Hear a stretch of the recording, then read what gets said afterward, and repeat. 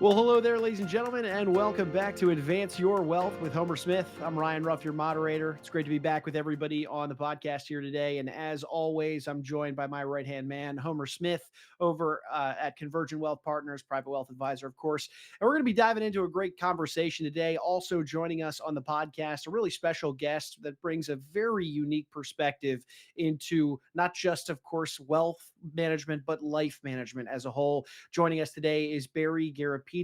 Barry is the president, the founder, and of course the CEO of Mag7 Consulting. And we're going to be diving into the really unique work that Barry is doing with families as a whole. But first and foremost, before we bring Barry on, let's go ahead and say hi to the man of the hour, shall we say. Homer, good to see you today. How you doing? Hey Ryan, good to see you as always. Thanks for hosting as always. Of course, of course. And Homer, you and Barry have developed a relationship over time. Barry's doing some really unique work. I think that's just the perfect way to put it, with respect to how he's servicing clients and young adults in today's day and age. Why don't you frame up today's conversation before we throw him to the wolves and bring him on here? But why Barry? Why do we want to have him on today? Well, a number of the recent conversations we've had, Ryan, have been around the importance of planning over the long run, and how do we help our families not only pass their wealth but pass their values to the next generation, and reduce conflict and reduce family disharmony. And it's always easier said than done.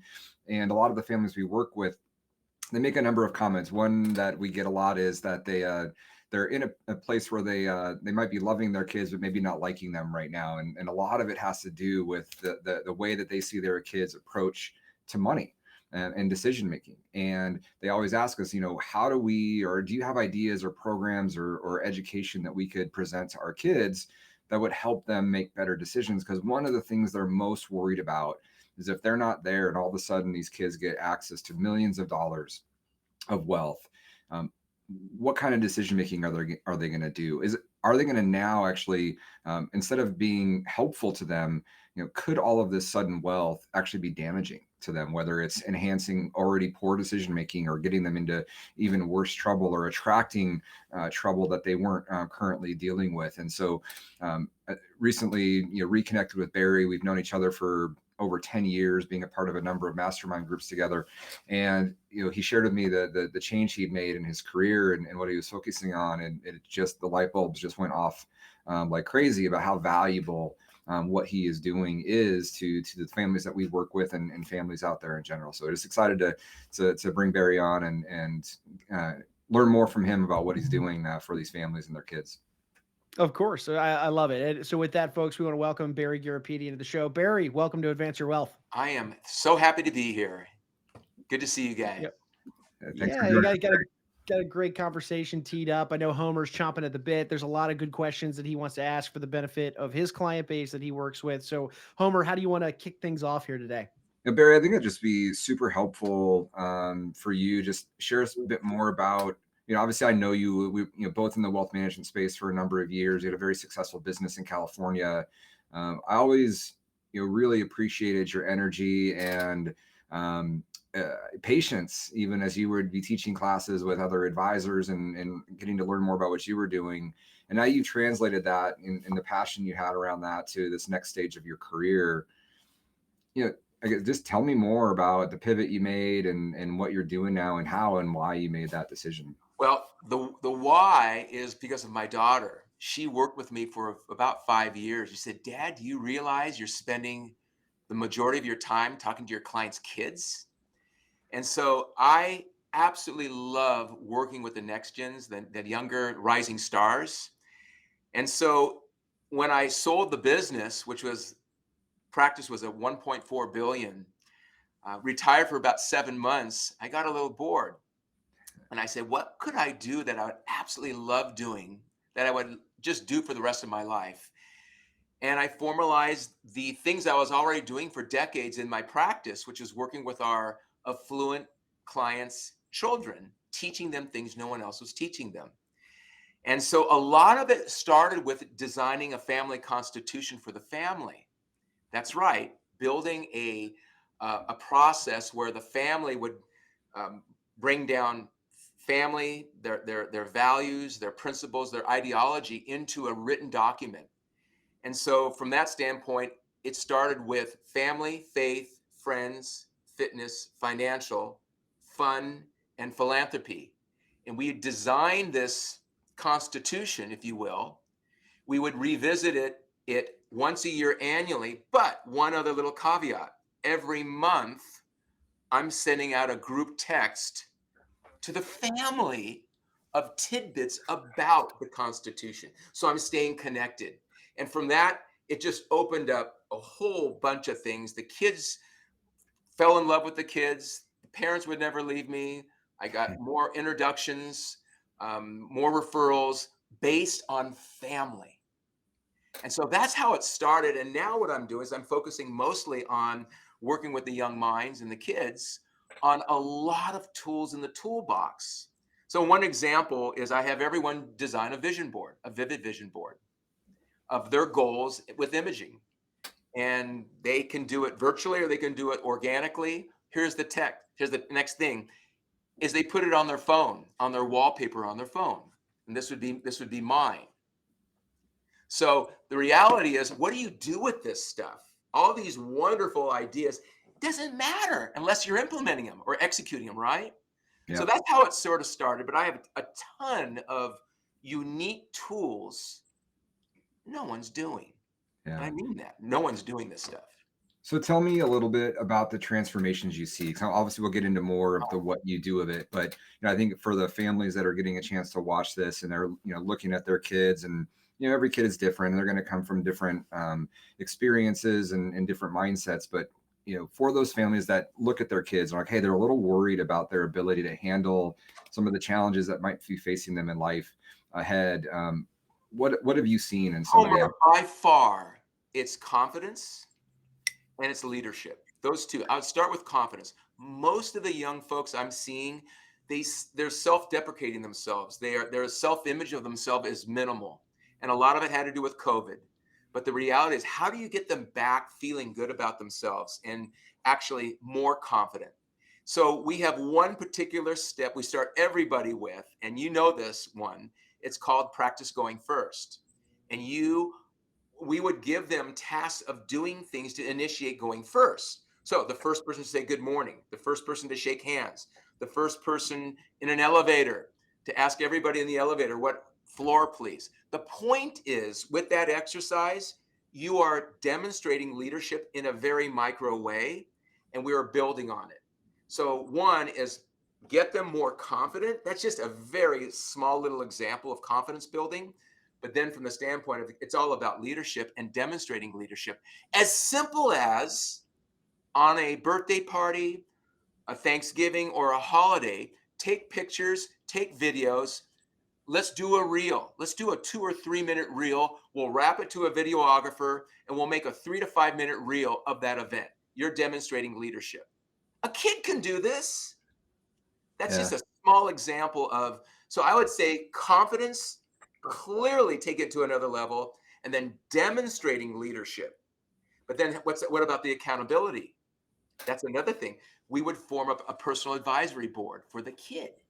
Think about if you had your own board Yeah. where the young mind is one person and there's 4 other people. And we have a meeting once a month for 30 minutes. Every other person has a superpower that young person is aspiring to. And the kid's accountable to Yeah. someone. So that would be another unique thing that most people are not doing. But then you have to have someone who's motivated to grow. Not everyone wants to grow. Yep. So those kids that want to grow, those would be a couple of the tools that we're utilizing. So when I see and I talk to families, and most of the families I work with were founder-led business owners and families. So most often they didn't come from wealth themselves; they created it and built it. And but their kids have now grown up in an environment where that's not been as necessary, right? They maybe they weren't as wealthy as they are now as those kids were growing up, but they were definitely starting from a much better place and maybe didn't have to have to that family the founder did. And I often find that they because of that, their own values, their own mentality around building wealth and growing, they want that same set of values to transfer down to their kids, but not every kid necessarily wants to be an entrepreneur or build a business. But they also want to somehow translate this desire to learn how to deal with money and not just be a trust fund baby, not just sit around waiting for the check to come in from the family business. How do you see the work that you're doing, with that confidence, leadership, accountability? How do you see that translating where they can now handle money better and handle financial decision making better than they might have prior to working Well, in a program? the answer is they got to get a job early. Even in college, I have everyone working. And I'm a big advocate of not giving the kids too much money, to be very candid. The reality is, how do you get these kids not to be entitled, spoiled little brats? And you see that a lot, unfortunately. So one is get them working, learning the value of a dollar, going through the struggles that they went through. There's no other way. There's struggle, there's hardship. Clearly, there's a safety net below them. I understand that.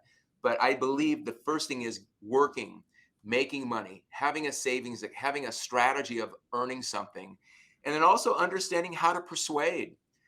Whether you're writing a script or you're trying to get a job, and learning how to deal and connect with people. That's another huge thing, is the art of connection. How do you have a conversation? How do you have small talk? How do you get people to like you? These are things that you're very natural at, Homer, and you don't have to think twice about it. Many of these folks have no clue how to do that. And we talk about the 5 toxins of why people don't like you: complaining, Yep. criticizing, being negative, making excuses, gossiping.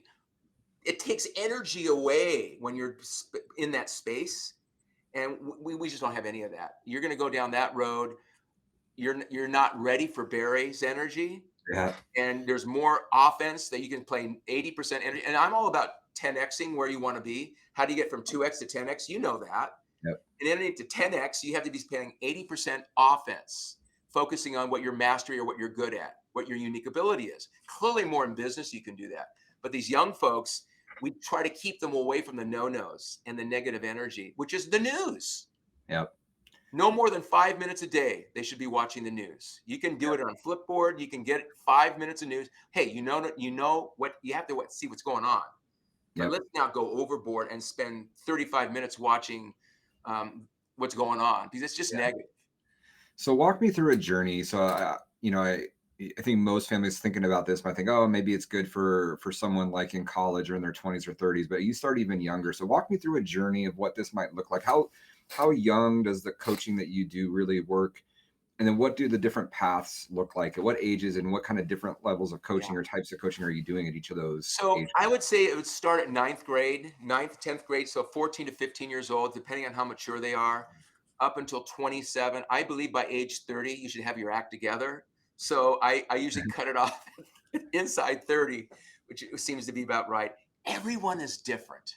Yep. I have people all over the country. I have juniors at Notre Dame. I have people in Cincinnati. I have people in Florida. They're all different. So I would customize and put them through a formal discovery interview. And then from that discovery interview, come up with 7 deliverables of things we want to work on and put energy into. And we would have a call once every week for 30 minutes.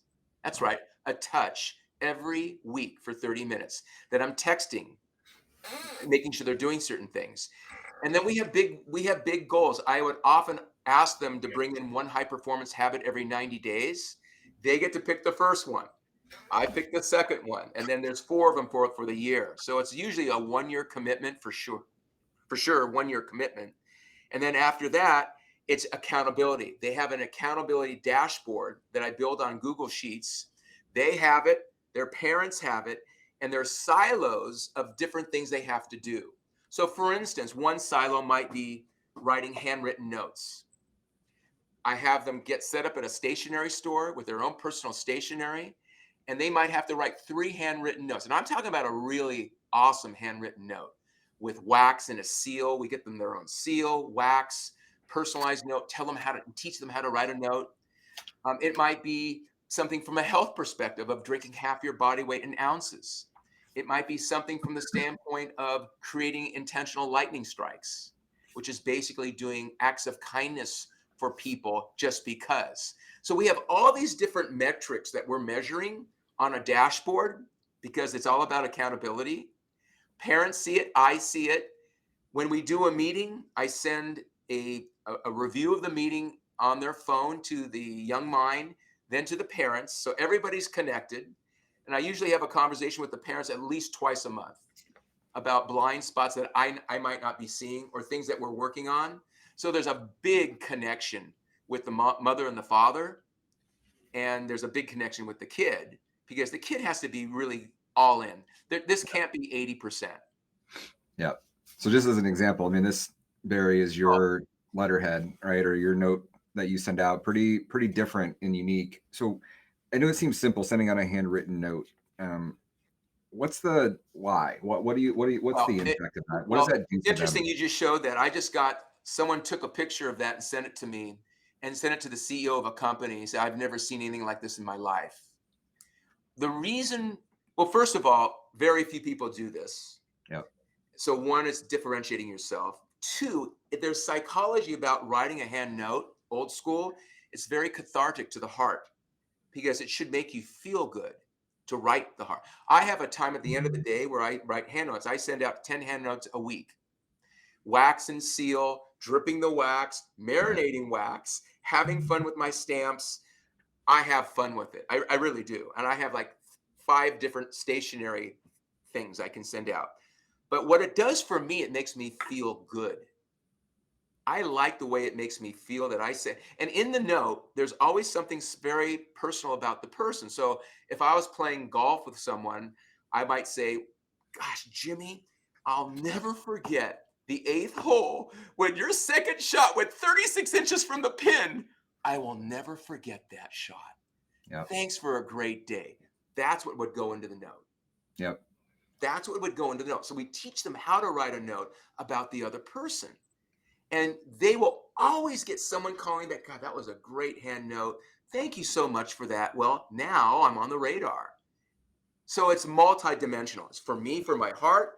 And it's also showing that whatever you do, you're doing it a little bit better than everybody else. Not to show them off, but just a little bit better. Yeah. It's a text, an email. Okay, everybody gets a text and an email. But what about a handwritten note? Yeah, that process sounds pretty amazing. I guess walk me through some of the responses you've gotten from parents because the level of accountability, the amount of times you're touching these families on a weekly. It happens frequently, Homer. Yeah. I'll often ask the young mind to, okay, you get to pick the first high performance habit. One of the high performance habits was the young man making his bed every morning, and you have to do it for 66 straight days. Meaning every day you have to make your bed. Now there's a penalty if you don't do it. But I'm not going to penalize you. You're going to penalize me because there's an old fraternity house trick that you harmed the pledge class that the good guys. If you don't make your bed every day for 66 straight days, I will have to swim 4 miles without stopping. Seriously. I make bets with the kids that are to harm me. I have never yet had to do one of them because they are committed to making sure I don't get harmed. So the parent, I got a call from the parent. The father says, I've been trying to get my kid to make his bed. I don't know, for years. He said, what did you do? And I said, look, we committed to it. He's committed and he did it. And it was something really simple like that. Or it's something like, these are really crazy things, but not eating so fast at the table. Yeah. Or it could be something with the ums and the you knows and the ohs. My kid is always saying and you know, and we can fix that very quickly. Yeah. I think you're familiar a little bit with Chris Smith and Campfire Group. Yes, And he's so fantastic. he's amazing. And we've been working on a concept, which sounds like you are very good at naturally, which is this idea of a difference between an expectation and an agreement. And that most of the time we're all used to setting an expectation, whether it's our kids, our coworkers, and the other side says yes, but they didn't really mean it from a number of reasons. Either they they didn't really assess what was on their plate and whether they could actually deliver on it. They didn't know what else might come up, or they just wanted to not say no to us, right? They just want to tell you to shut you up even. But there's a very big difference between an expectation and an agreement. And one major difference is it's a mutual discussion, right? And it's not one-sided. And it sounds like these accountability measures you are taking with them, you're not dictating it to them. It's a mutual conversation. It's a negotiation, and they're coming to an agreement with you that's very detailed out in terms of what is to happen, the time, when it's going to happen, by what day, what's it going to look like. It's not just a Barry saying, I expect you to make your bed every day for 66 straight days. They say yes, and who knows, whether that's actually going to happen or not. So tell me a little bit what that process looks like as you're talking with Homer, them. nothing would happen unless there's accountability. Yeah. I would tell you I'm wasting my time because it sounds so good. Yeah. I want to be like that. I want to be in shape. I want to have 6-pack or an 8-pack of abs or whatever it is. I want to do that. Hey, it's hard, guys. It's hard. It's hard to build a business like yours. It's not easy. So we have to go through and build some real building blocks of habits. And we have to measure your successes and your wins. And if you want to 10x your life, we start now. Not when you're 25 years old and you wasted all these years. We can start it now and front load it and talk about the things that really successful people are actually doing. How many books are you reading a year? Yeah. How about none? You're reading their school stuff. No, you're going to read 2 books a month if you're with me, and you're going to do it by Audible. How do you do that? You're going to do 20 minutes in the morning when you're getting ready in the morning in your bathroom. It's not that complicated. You get to pick the first book. I pick the next one. Because it has to be collaborative. Yep. It can't, it's not dictating. I'm not a teacher. Yep. I'm a guide. That makes a ton of sense. Tell me one, I guess, it sounds like you've had a lot of success stories on this. Tell me one story of one kid that you can think of that, obviously in order for you to even work with them, you have to tell they're committed or you'll turn them away. So it's not necessarily a project that you weren't thinking they were committed, because they have to. But tell me about a project that maybe you were like, man, this is going to be a lot of work, and they turned out, I'll give you one right now that just comes front and center. This is a young lady, junior at Pepperdine University, extremely successful family. Father was unbelievably successful. He had everything except one thing. His daughter had no confidence. On a scale of 1 to 10, 10 being best, she was a 2. I got a hold of her and started working with her. Bottom line, when she was a senior, she wanted to be a lawyer. She took the LSTAT. She got a decent grade on it. I said, take it again. You can do even better. She said, okay, I'll take. She got a 168 on it. 170 is a perfect score. She got a 168. She looked at 19 law schools. She got a full ride to Vanderbilt. And she's in her first year right now as a freshman in law school right now. Her confidence was almost a 0. She is so unbelievably I'm not saying extrovertal. She knows when to be extrovertal and ask for things and be bold and confident as a strong woman. And wow, I am so proud of her. That's just one example. Yeah, I love the work, Barry, that you're doing on a multitude of levels, and I kind of want to bring it full circle in a way. Just in preparation for today's conversation with you, I was spending a little time on the Mag 7 website, and big headline that you have front and center there is, I'm looking at it right here as I look to my left, the 7 self-development lessons that you will never learn in school. So talk to me about what these 7 self-development lessons look like on kind of a broad scale, and why kids aren't learning these in school, why they don't have the time to work on these. It's interesting. I have it right here. I talk about it all the time. Lesson 1 is building confidence.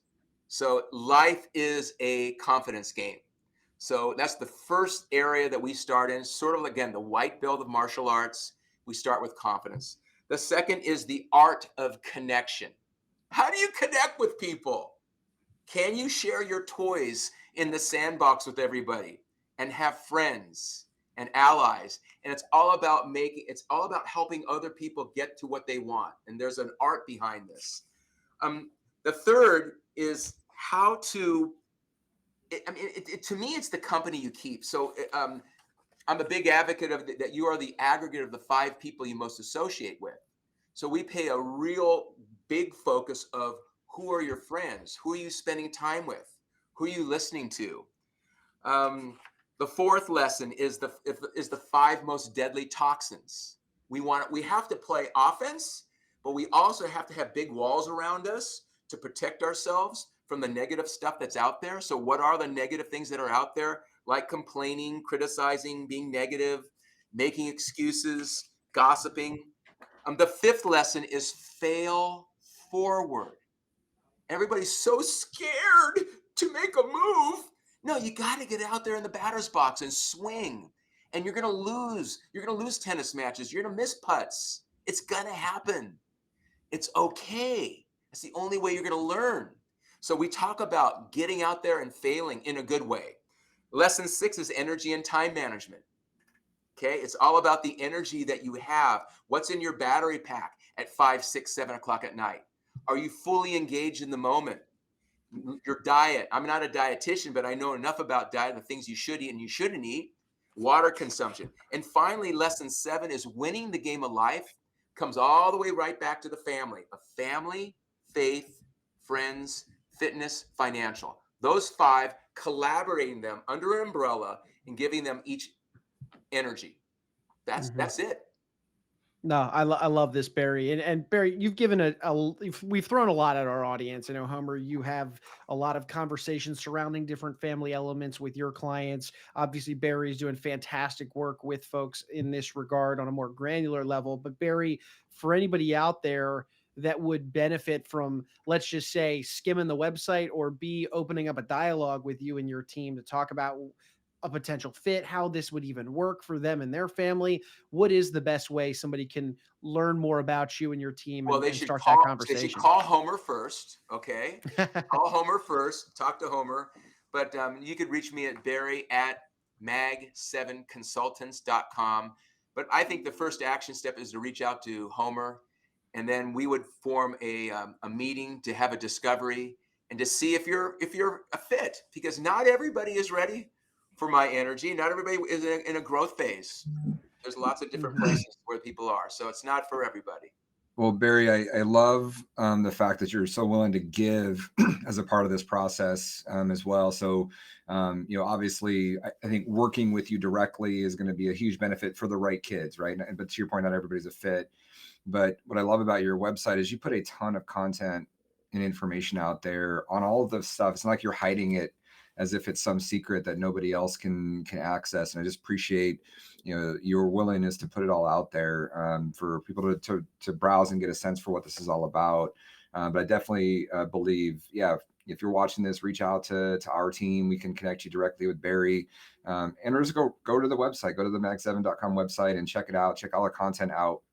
And again, whether or not it's the right fit right now, I think you'll get a lot of great value out of reading his material and seeing some of the great success stories that he's been creating. Awesome. Well, hey, Barry, we appreciate you carving some time out of your busy schedule to jump on board with us today. So thank you, and best of luck to you. And of course, your team of young adults and aspiring entrepreneurs that you're working with. Love being with you guys. I love your energy as well. Keep it going. Thanks, Barry. Will do. Will do. All right, folks, we're going to take one final moment, as we always do, and thank you all for stopping by and spending some time with us on the podcast today. As always, if you learned something from today's discussion, you took a thing or two away from our conversation with Barry, make sure you hit that subscribe button on whichever platform you checked us out on today so that you don't miss out on some more great conversations just like these. I mean, whether it's a great guest that we have from Homer's network or simply just a wealth management topic that we're diving into with Homer, either way, we ultimately want to provide value for you on the show. So by subscribing, you won't miss out to some of that great content. Before Homer and Barry, I'm Ryan. We're going to go ahead and say so long today, but we appreciate you stopping by and being with us on Advance Your Wealth.